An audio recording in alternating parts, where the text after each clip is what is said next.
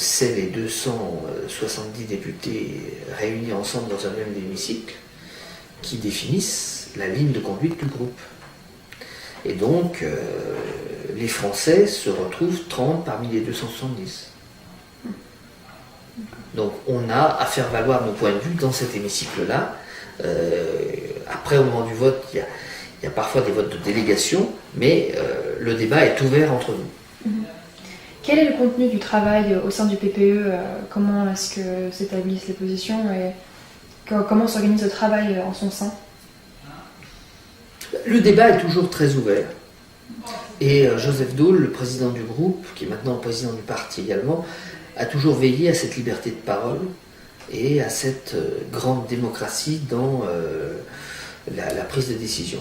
Alors, ce qui est clair, c'est que, compte tenu de leur nombre et de leur impact économique, les Allemands ont aujourd'hui un ascendant certain sur les groupes politiques. Non seulement par eux-mêmes, mais parce qu'ils influent également un certain nombre de pays qui leur sont directement redevables compte tenu de leur fragilité économique actuelle. D'accord.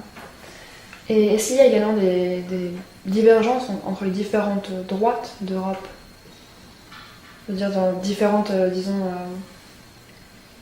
Il y a un certain nombre de clivages qui sont principalement des clivages nord-sud. D'accord.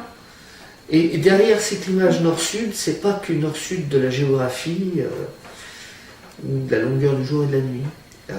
En fait, très souvent, on voit apparaître derrière ces clivages nord-sud des racines, et des racines notamment culturelles. C'est intéressant. Le PPE avait le plus de sièges au Parlement européen pendant cette législature. Quelles ont été, selon vous, ses plus belles réussites et peut-être une défaite également, à vos yeux? Les plus belles réussites, elles sont notamment au niveau de la politique agricole commune, où on a vraiment obtenu ce que l'on voulait comme réforme. Les plus grandes défaites sont sur les questions sociétales, où le PPE a pratiquement toujours été mis en minorité par une alliance entre les Verts, les socialistes et les libéraux. C'est notamment le cas sur tous les principes de la politique familiale. C'est également le cas sur les grandes questions d'éthique, comme la théorie du genre par exemple. Est-ce qu'il y a eu un rapport à ce sujet? Oui. C'est ça? Oui. D'accord. Et globalement sur ces questions-là, alors il y a un ou deux rapports où on a obtenu la majorité à une loi près, etc. Mais globalement dans la lignée des rapports sociétals, c'est d'ailleurs l'une des caractéristiques du Parlement européen, comme il n'y a pas de groupe qui ont la majorité absolue, les majorités changent.